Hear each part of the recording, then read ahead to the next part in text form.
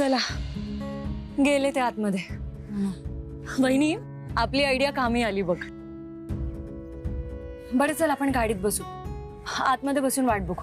अगं कशाला, इथेच थांबूयात ना आपण, लांबूत आपण बऱ्यापैकी। आणि जर असंही दादा विक्रांतला घेऊन बाहेर आला ना तर आपल्याला लगेच दिसेल इकडलं। अगं हो वहिनी, पण ह्या अशा ठिकाणी जिथे फारशी वर्दळ नाहीये तिथे आपण दोघी मुलीच दिसलो ना तर पटकन संशय येईल। त्यापेक्षा आपण गाडीत बसू, वाटलं तर गाडी सुरूच ठेवू। ठीक आहे चालेल। दादा असंही म्हणालाय की गाडी सुरूच ठेवा। दादा विक्रांतला घेऊन निघाला ना की आपल्याला फोन करेल, आपण तयार राहूया। पण काका असं काही करतील असं कधी वाटलं नव्हतं। सासरे आहेत ते तुझं, त्यांनी तुला बघितलं तर। मूल्या आता ना कोणाची भीती बाळगून काही फायदा नाहीये, जे होईल ते होईल। पण माझ्या भावाचं लग्न जरी अशा प्रकारे होणार असेल ना तर मग मी पण नाही बसणार गप्प।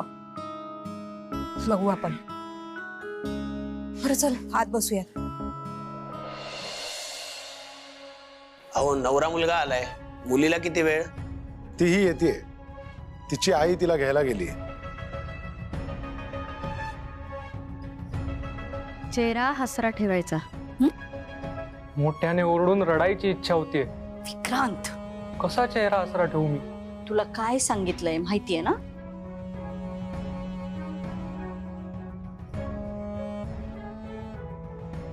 ऐक ना, खरंच लागतंय का लग्न? मला ना आता घरी जायची घाई झाली। जसं हे लग्न लागेल ना मी काकांकडे फोन आणि गाडी मागणार आहे, सरळ निघून जाऊ आपण।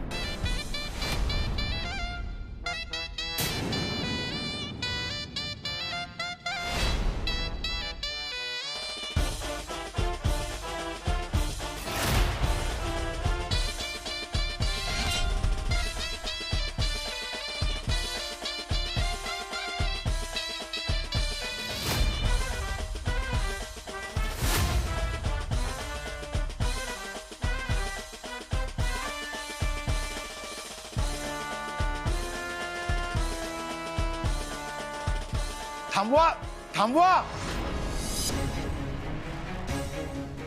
पुढे वाजवायला सांगितलं तुम्हाला? अजून लग्न लागायचंय। लग्न लागलं की शेवटचं सावधान ऐकल्यावर मग वाजवा। काय रे, इतका वेळ रडका चेहरा करून बसला होतास, हसायला काय झालंय? काय नाही, दुःखावर पांघरून घालतोय म्हणून हसलो।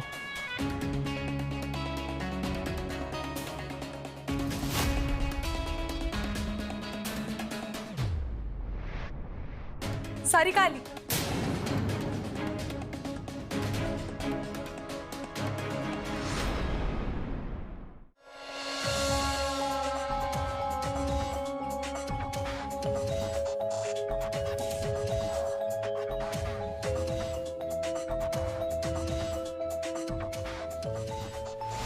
उद्या ते आपलं लग्न लावणार आहेत आणि तेही कोणालाही न सांगता, आणि म्हणून ते आपल्याला इथे घेऊन आले। यात माझी आई सुद्धा सामील आहे।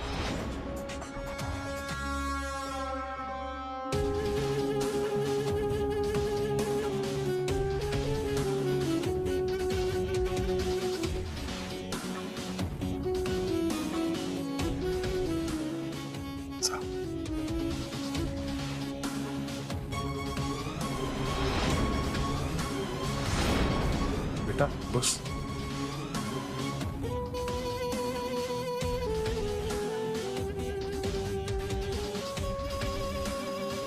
गुरुजी विधी सुरू करा। ओम अग्निंदू तंबरोददे हव्यवाहं पूर्वे देवां मासादयादिह मंगलवर्धनामाग्नये नमः ध्यायामि चिंतयामि। माझ्या रूमच्या बाहेर गुंड ठेवलेत तुझ्या पप्पांनी। मी रूम बाहेर गेलो तर गोळ्या झाडतील अशी धमकी दिली त्यांनी मला। आपलं हे असं लग्न झालं ना, आयुष्यभर माझ्या मनात तुझ्यासाठी फक्त राग असेल, प्रेम नाही। अग्निंदूतम पुरोददे हव्यवाहमुब्रुवे. थांबवा.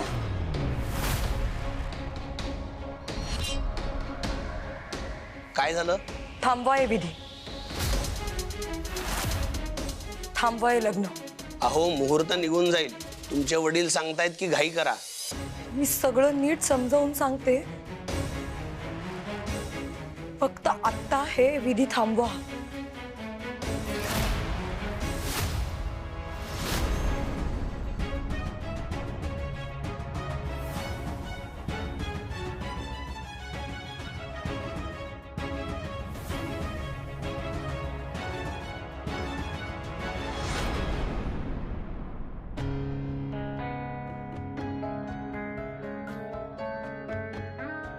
पप्पा, तुम्ही खूप प्रेम करता ना माझ्यावर?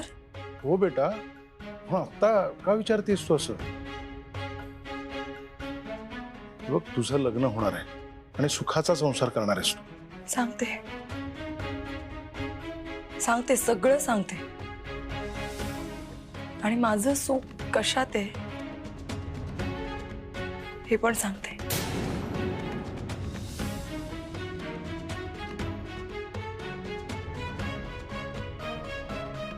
मम्मा,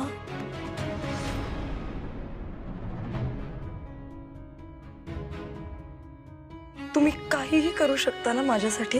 ऑफकोर्स बच्चा, पण हा प्रश्न तू आत्ता का विचारतेस? सांगते, सगळ्यांना सगळं सांगते.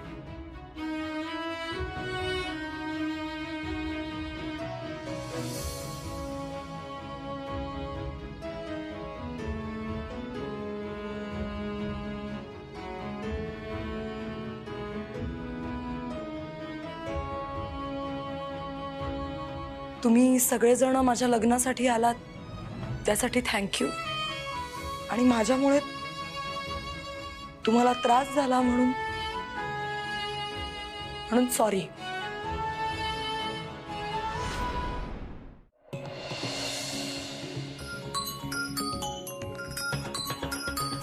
हॅलो. हॅलो आद्य, अमूल्याला घेऊन आते, कारण इथे काहीतरी भलतंच घडतंय. आणि काय ते मी लग्न लागलं का? नाही, आणि मला वाटतंय लागणारही नाही. तुम्ही लवकर आते आणि टेन्शन घेऊ नका. बरं ठीक आहे, आम्ही येतो, लगेच येतो. दादाने आत बोलवले आपण. मला कळलंय की गेले काही दिवस मला बरं नव्हतं वाटत.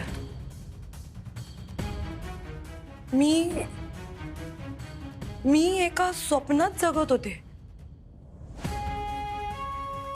मला असं वाटत होतं की माझं विक्रांतशी लग्न होणार आहे.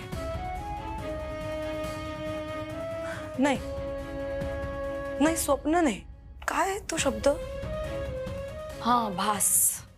गेले काही दिवस मला भास होत होते.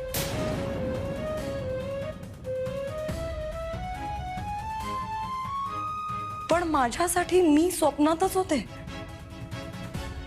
मला कळतच नव्हतं माझ्या आजूबाजूला काय चाललंय. इनफॅक्ट मी त्या अवस्थेतच नव्हते की मला कळेल माझ्या आजूबाजूला काय चाललंय. मग मी माझ्यातच होते.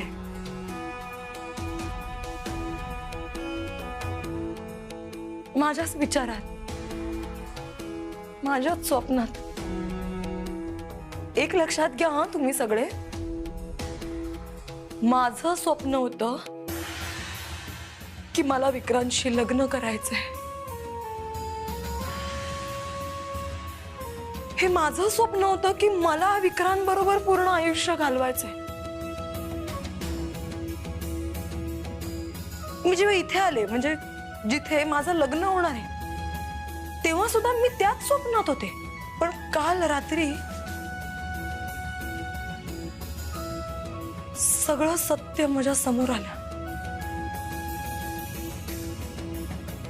सगळं खरं कळलं मला. आणि ते खरं मला माझ्या मैत्रिणींनी सांगितलं.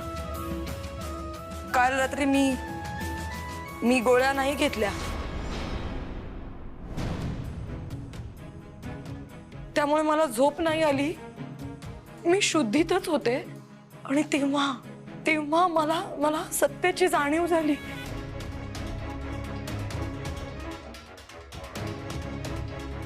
सुरुवातीला खरंच मला पण हे सगळं ना कुठेतरी विचित्र वाटत होतं. म्हणजे हे अशा पद्धतीने लग्न का होत आहे, कोणालाच न सांगता लग्न का होत आहे, अशा जागी का होत आहे. पण नंतर मी विचार केला की ऍटलिस्ट माझं लग्न होत आहे.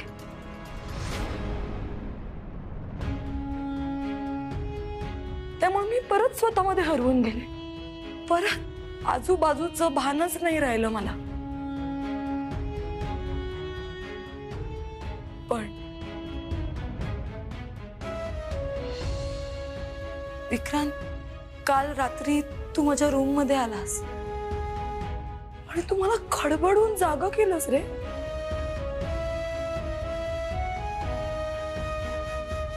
तू मला सगळं खरं खरं सांगितलंस आणि मी ते ऐकून घेतलं शांतपणे. कारण माझं खरंच तुझ्यावर प्रेम आहे.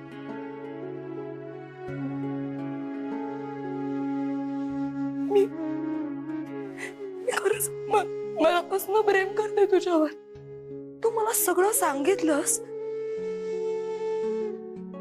आणि मी झोपेत ना जागी झाले रे.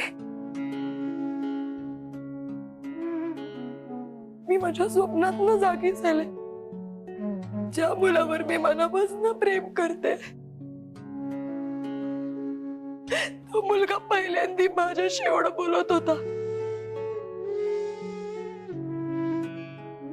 मग तो मुलगा जे सांगतोय त्यावर मी कसा विश्वास ठेवणार नाही, सांग मला.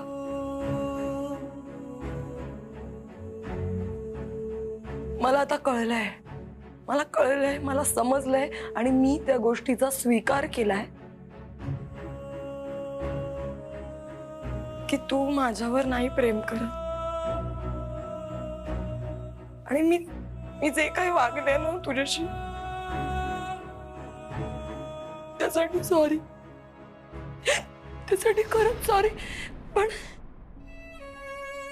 पण अरे कारण होती त्या गोष्टीला. ज्या वयात प्रेम काय असतं हे कळत नाही ना, तेव्हापासून प्रेम करते अरे मी तुझ्यावर.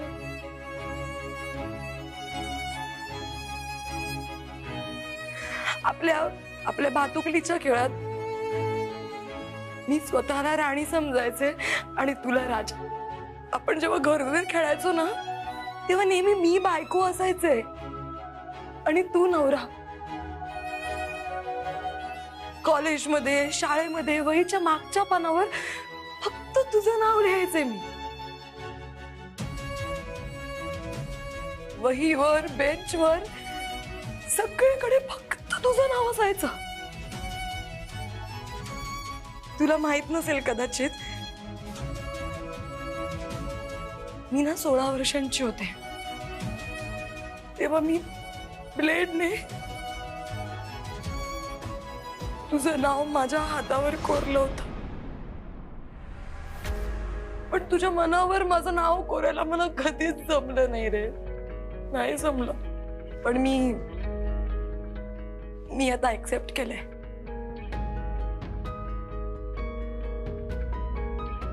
तुझ्या मनावर माझं नाही, दुसऱ्याच कोणाचं तरी नाव कोरलं गेलं.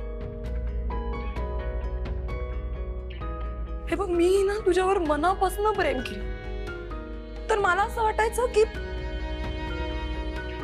की तू पण माझ्यावर तेवढंच प्रेम करावंस. खूप स्वार्थी विचार करायचे मी.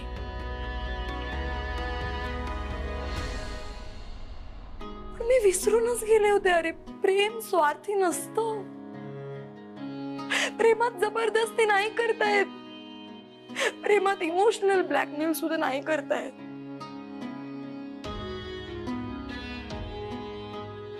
तुला माहितीये माझ्या मैत्रिणी आहेत ना, त्या मला सांगायच्या ज्या माणसाला पहिलं प्रेम मिळतं ना, तो माणूस खूप नशीबवान असतो. त्यामुळे तेव्हा मी माझ्या नशिबाला चॅलेंज केलं की असं कसं माझं पहिलं प्रेम मला मिळत नाही. माझ्या नशिबाशी भांडत होते मी. पण नाही रे, नाही, नशिबात नव्हतंच माझ्या ते. विक्रांत, तू माझं पहिलं आणि कदाचित शेवटचं प्रेम आहेस.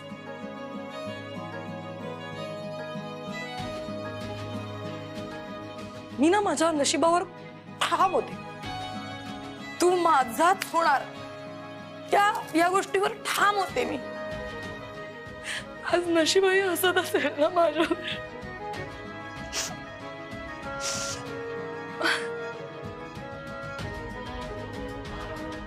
काकू, हे बघा, मला जाणीव आहे तुम्ही मला वचन दिलं होतं आणि त्याची जाणीव आहे मला.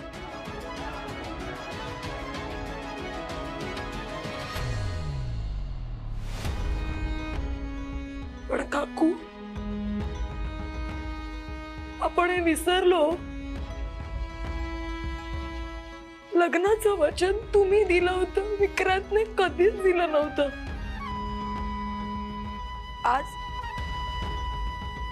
आज मी या वचनामधनं तुम्हाला मुक्त करते.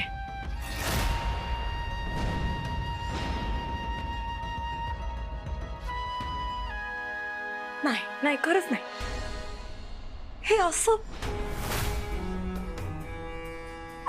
नाही होत लग्न. हे बघा, मी विक्रांत बरोबर संसार करण्याची स्वप्न बघितले. मी त्याच्यात कितीही रंग भरेन, पण विक्रांतसाठी तो संसार कायम बेरंगीच असणार आहे. तुम्हीच सांगा, कशाला हवाय ना असा संसार? आणि माझ्यामुळे विक्रांतचं आयुष्य खराब झालं ना, तर मला खरंच नाही आवडणार.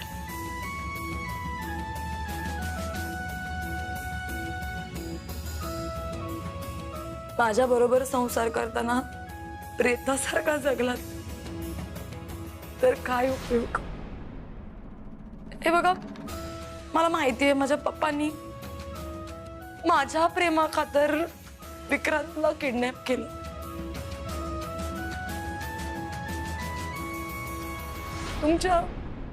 तुमच्या सगळ्यांचे मोबाईल काढून घेतले. पण ही माहिती मला माझ्या मैत्रिणींमुळे मिळाली. पप्पा प्लीज त्यांच्यावर रागवू नका हो. खऱ्या मैत्रिणी आहेत ना त्या, म्हणून त्यांनी सांगितलं.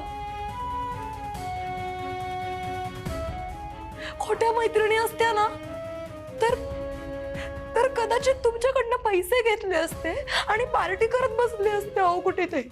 अम्मा, पप्पा, तुम्ही माझ्यासाठी काहीही करायला तयार आहात.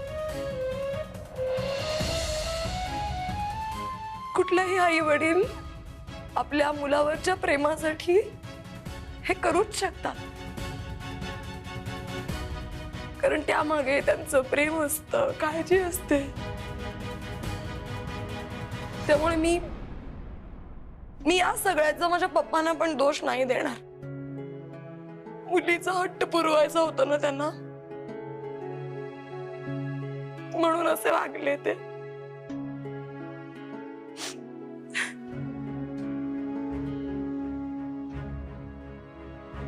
वेदांत,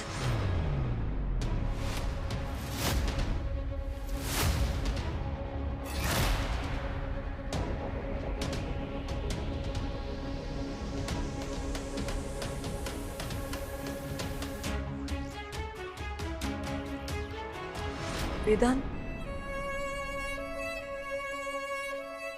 तू माझ्यावर चिडायचास, माझा रागराग करायचास. मीही तुझा रागराग करायचे. मी खूप वाईट वागलीये तुझ्याशी, पण तू बरोबर होतास. मी विक्रांतच्या लायक नाहीच आहे. सारिका,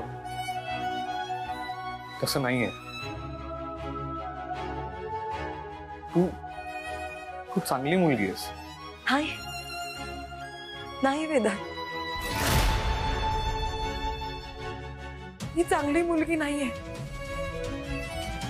पण हा, आता खरंच डोळे उघडलेत माझे, आणि मी प्रयत्न करेन चांगली मुलगी बनण्याचा.